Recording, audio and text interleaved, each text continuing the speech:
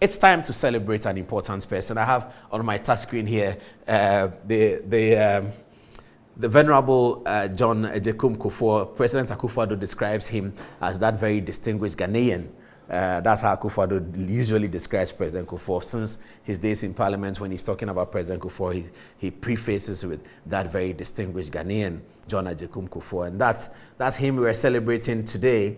It's his birthday, 84th birthday. John JA Kufour is 84 years old.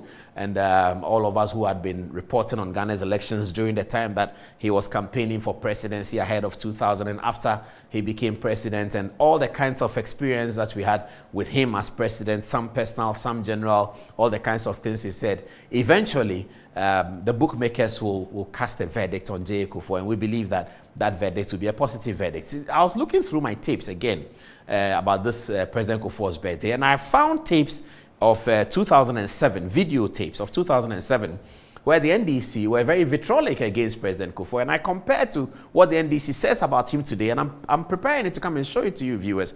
Fortunately for me, some of the individuals who have spoken about Kufuor today had spoken about him in 2007. The kinds of things they said about him, very different from the kinds of things they are saying about him today. I am putting that together. I'll come and show it to you, and then you can evaluate politicians the way you want to evaluate them. I saw this photograph also on the screen now being shared by many people. It's almost like President Kufuor anointing Alanche Martin of sorts.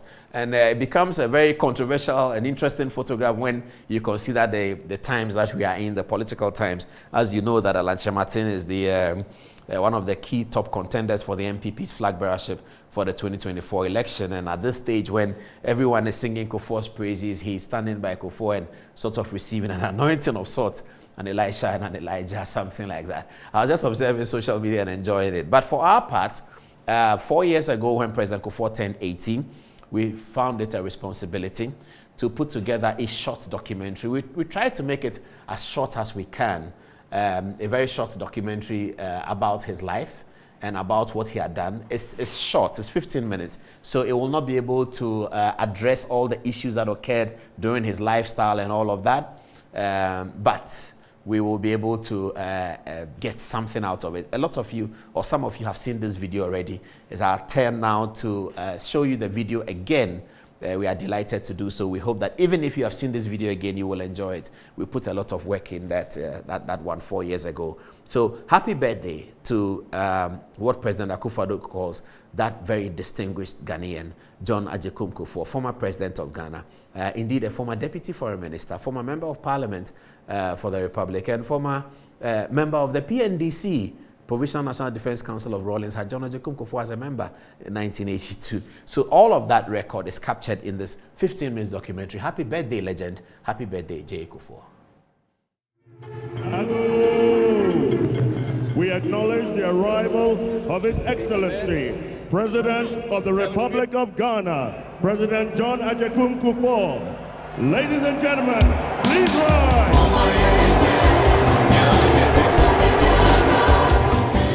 John JA Kufour was born 80 years ago in 1938. He was born into royalty, into the 400-year-old Ashanti Kingdom in Kumasi in Ghana. Mr. Kufour studied at Prempeh College and later at the University of Oxford, where he earned a bachelor's in political science, philosophy and economics. He later studied for the bar and was called to Lincoln's Inn before he returned to Ghana to take up his first job as KCC chairman. KCC meaning Kumasi City Council, the same as today's mayor of Kumasi. As faith and interest would have it, Mr. Kufour joined politics and became a member of the Consultative Assembly that drew up the Second Republican Constitution in 1979. JA Kufour was elected as a member of parliament under that constitution and became deputy foreign minister at the age of 29. Here, Mr. Kufour is seen in 1969 welcoming presidential guests to the inauguration of Prime Minister Kofi Abrefa-Busia. JA Kufour's political career was, however, truncated by a coup d'etat led by this man, General Kutu Achampong.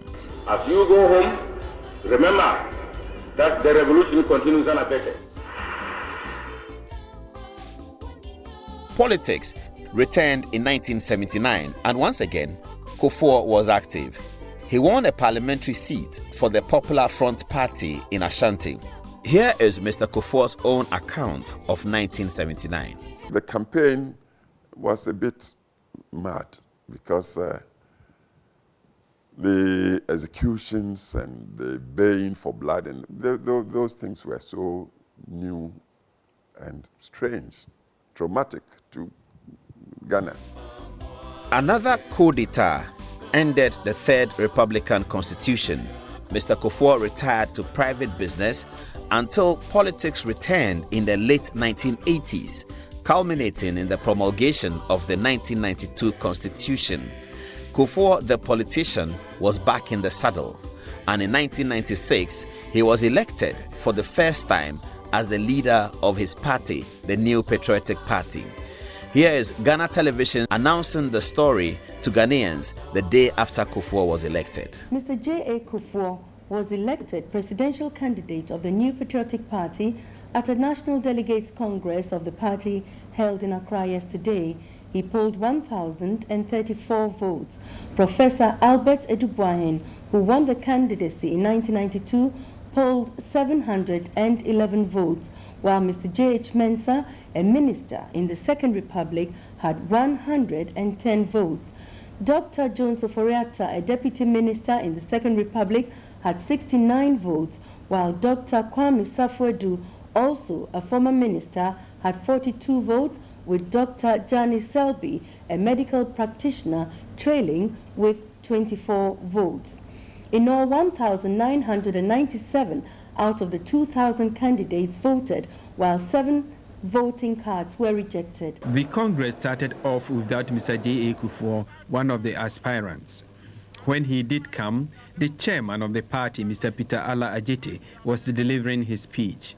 What is important, ladies and gentlemen, is that at the end of the day, when one person emerges as our presidential flag bearer, all of us, in truth and honesty, to gird our loins and without denying or withholding anything from such a flag bearer, support him and back him to the hilt so that he will be accepted not just by our party, but what is more important, by the country at large.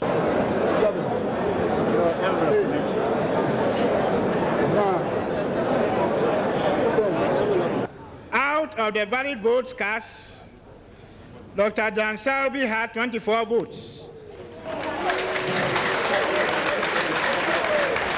which comes to 1.2%.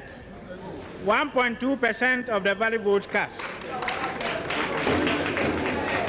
Dr. Safo-Adu had 42 votes, and that amounts to 2.1 of the valid votes. Then Dr. Jones Oforiatta had 69 votes. That is 3.5%. Then Mr. J.H. Mensah had 110 votes, which is 5.5% of the valid votes. Professor Adom-Otchere had 711, and that is 35.7%. Mr. JA Kufour had 1,034.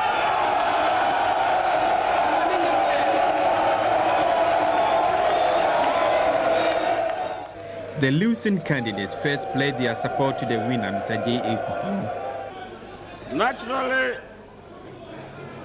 I am disappointed, but I am not discouraged.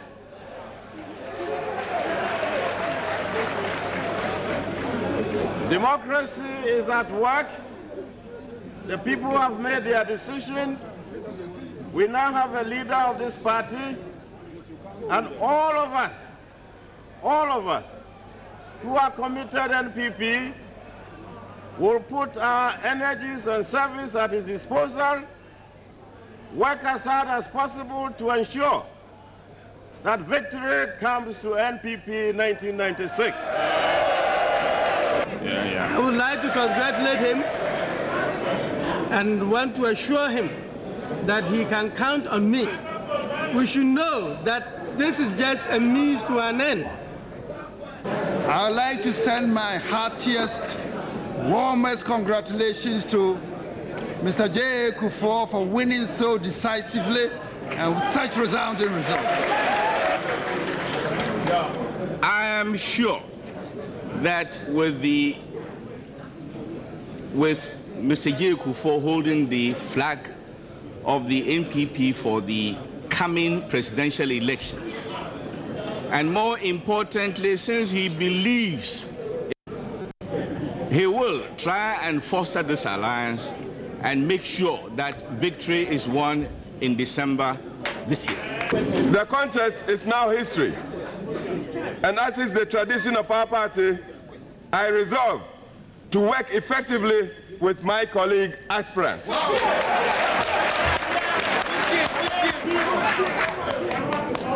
Being nominated as a presidential candidate is one thing, and winning the actual presidency is another task.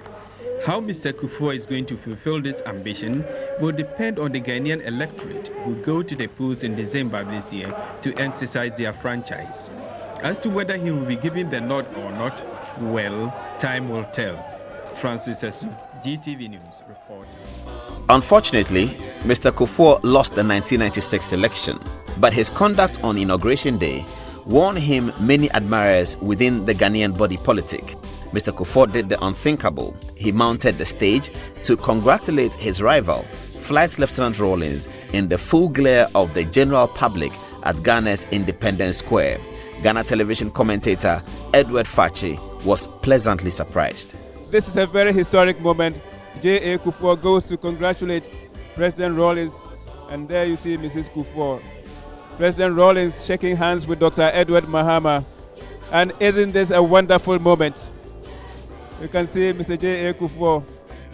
Destiny had fully come, and Mr. Kufour and his team campaigned vigorously around the country. Eventually, he was elected as President of Ghana by a landslide in the second round of voting. Here is Mr. Kufour in his first sessional address to Parliament, introduced to the House by the unforgettable Peter Ala-Ajete, the then Speaker of Parliament. In inviting His Excellency the President of the Republic of Ghana and Commander-in-Chief of the Ghana Armed Forces to deliver his message on the state of the nation. Mr. Speaker, honorable members of Parliament, 5 weeks ago, on 7th January, year 2001, I appeared before you to swear the great oath to assume the high office of President of the Republic. Since then, I have been occupied with assembling the team which will assist me in the discharge of my mandate. With your cooperation, that task is now substantially complete. Perhaps Mr. Kufuor is the first president under the Fourth Republic to have achieved major significant social interventions. The National Health Insurance Scheme was fully established in Ghana for the first time. The free compulsory universal basic education was implemented. The capitation grant and the school feeding program were all programs established under Mr. Kufuor. After serving 2 terms, the National Constitution debarred Mr. Kufuor from contesting. His party, the New Patriotic Party, therefore had to choose a new leader. On that auspicious occasion in 2007, Mr. Kufuor sounded significantly philosophical. This party issues out of a tradition that is displaying attributes with a strong streak of spirituality. Seriously, there is an innate wisdom shrewdness, and mystique that combine to hallmark this party as no ordinary party. It's truly a party of destiny. And I speak with some authority because I've come through the process and I know it. Mr. Kufuor's desire to see his party and their candidate win the election was thwarted as Ghanaians voted for the rival party, the NDC. Mr. Kufuor showed high democratic skills in accepting the verdict when he addressed Parliament for the last time in 2008. Naturally, Mr. Speaker, I had hoped that after my tenure, I would be succeeded by a candidate from my own political tradition. But as things stand and have turned out, the Electoral Commissioner has declared that the electorate of Ghana has decided otherwise. As a Democrat, I acknowledge this declaration, and I therefore congratulate once more Professor John Evans Atta Mills on his election.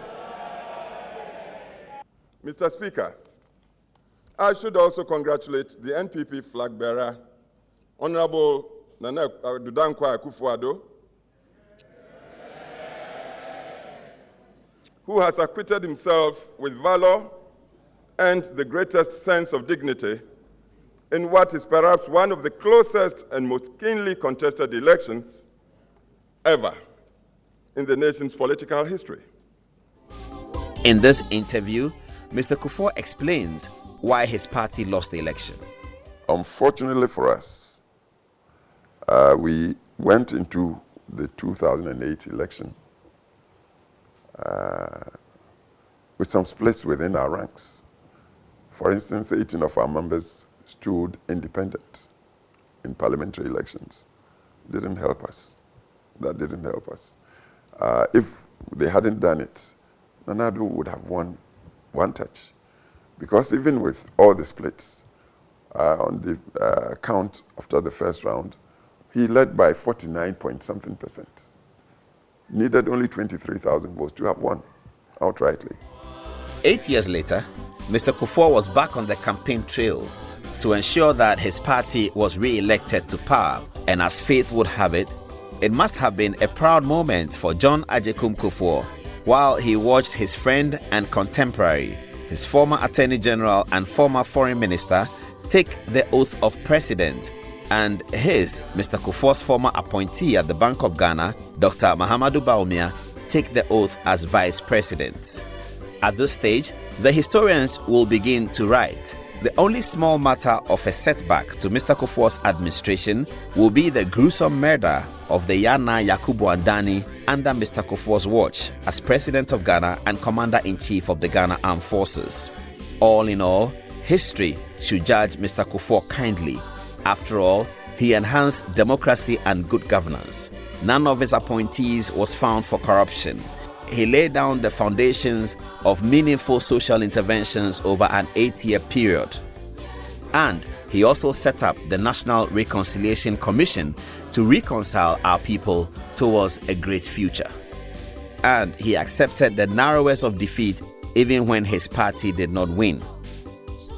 This is what Mr. Kufuor said about himself in terms of legacy. My abiding principle in life has always been to leave a place better than I found it. In that regard, may we confer on John Agyekum Kufuor, the most distinguished constitutional statesman of Ghana.